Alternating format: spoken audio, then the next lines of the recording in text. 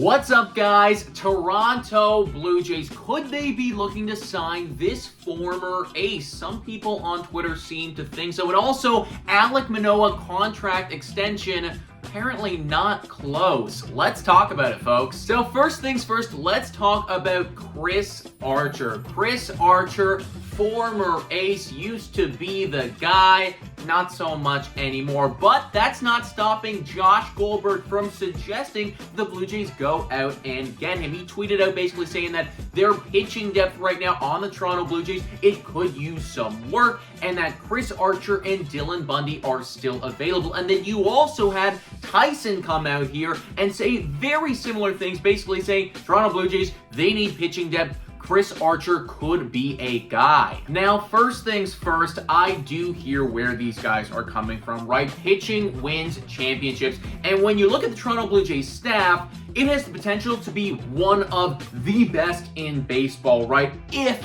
everyone does what they're supposed to do. But that's a big if when you're looking at guys like Jose Barrios, who I don't know who he is anymore, right? We're still trying to figure that out. I'm holding out hope, but if he struggles, that's going to be a problem. And then obviously Yusei Kikuchi, who is having a very good spring, but I think a lot of Blue Jays fans are like, well, when's the other shoe going to drop? Is it going to drop? Is he going to be this good in regular season?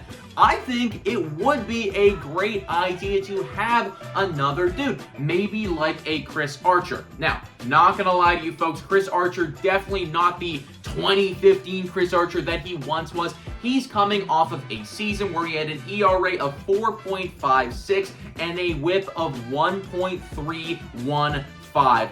Definitely not elite, pretty subpar numbers, but when you think about Jose Barrios and you think about Yusei Kikuchi, those numbers are actually better than they were last year, and they were in our rotation literally the entire season, right? So if Jose Barrios and if Yusei Kikuchi struggle like they did last year, which I really hope doesn't happen, I think it's not going to happen, but if it does, having a guy like Chris Archer who could actually eat up innings might not be a bad option. Also, too, at this point, all the guys remaining on free agency, like, they're probably going to take what you offer them, right? I think that you could get Chris Archer on a 1 year for very little money, and at that point, well, there really is no risk. You might as well just sign him. Make sure that the deal has options because you want to have the option to send him to AAA if maybe Ricky Tiedemann wants to come up or something like that. So make sure that's in there. But honestly, fire the dart, see what happens. Maybe he can eat some innings. Next thing that I want to talk about is Alek Manoah and a potential contract extension. Now, this has been on our minds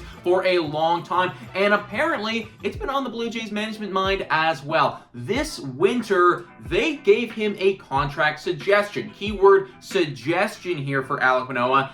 And apparently it was not close. They were not close on this contract suggestion. Now, this just came out in an article very recently. Like, why is this not news? I want to be talking about this more because it's very notable that they, A, made a suggestion. What is that suggestion? We're not privy to that. And then B, Manoah is not close on that. Now, suggestion is a key word here because I assume that means that they didn't actually give him an offer. Like, I imagine that they didn't put it pen to paper. Here it is, slide it across the table. I'm assuming that that didn't happen, but they kind of just went out and said like, hey, like, how would you feel about $100 million for 10 years? And Manoah's like, yeah, absolutely not. And then they're like, okay, well, back to square one. I think that the Blue Jays are kind of putting feelers out there right now saying like, hey, Manoah, you are our guy for the future. We want you on this team. We're thinking about it right now, even when you have, 3-4 more years. I forget how many he's got, but like a lot of time left with the team. We want you to be here long term. And when you look at squads like the Atlanta Braves,